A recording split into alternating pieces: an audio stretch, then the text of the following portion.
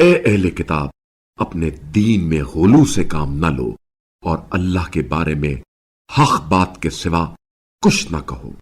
بے شک مسیح عیسیٰ بن مریم تو اللہ کے رسول اور اس کا کلمہ ہے جو اللہ نے مریم تک پہنچا دیا، اور اس کی طرف سے وہ ایک روح ہیں۔ لہذا اللہ اور اس کے رسولوں پر ایمان لے آؤ، اور یہ نہ کہو کہ تین ہیں، اس سے باز آ جاؤ، اس میں تمہاری بہتری ہے۔ یقیناً اللہ تو بس ایک ہی معبود ہے، اس کی ذات اس سے پاک ہے کہ اس کا کوئی بیٹا ہو۔ آسمانوں اور زمین میں موجود ساری چیزیں اسی کی ہیں، اور کارسازی کے لیے اللہ کافی ہے۔ مسیح نے کبھی بھی اللہ کی بندگی کو عار نہیں سمجھا، اور نہ ہی مقرب فرشتے اسے عار سمجھتے ہیں، اور جو اللہ کی بندگی کو عار سمجھتا ہے اور تکبر کرتا ہے، اللہ ان سب کو ایک دن اپنے سامنے جمع کرے گا۔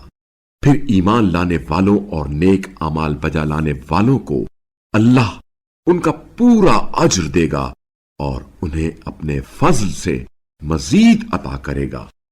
اور جن لوگوں نے عبادت کو عار سمجھا اور تکبر کیا، انہیں اللہ دردناک عذاب دے گا، اور وہ اپنے لیے اللہ کے سوا نہ کوئی سرپرست اور نہ کوئی مددگار پائیں گے۔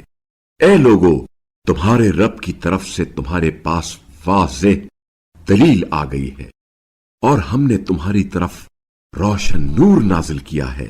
لہذا جو اللہ پر ایمان لے آئیں اور اس سے متمسک رہیں تو وہ جلد ہی انہیں اپنی رحمت اور فضل میں داخل کرے گا، اور انہیں اپنی طرف آنے کا سیدھا راستہ دکھائے گا۔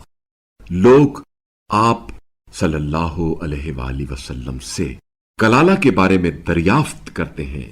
ان سے کہہ دیجئے، اللہ کلالہ کے بارے میں تمہیں یہ حکم دیتا ہے، اگر کوئی مرد مر جائے اور اس کی اولاد نہ ہو اور اس کی ایک بہن ہو تو اسے بھائی کے ترکے سے نصف حصہ ملے گا، اور اگر بہن مر جائے اور اس کی کوئی اولاد نہ ہو تو بھائی کو بہن کا پورا ترکہ ملے گا، اور اگر بہنیں دو ہوں تو دونوں کو بھائی کے ترکے سے 2/3 ملے گا، اور اگر بھائی بہن دونوں ہیں تو مرد کا حصہ 2 عورتوں کے حصے کے برابر ہوگا۔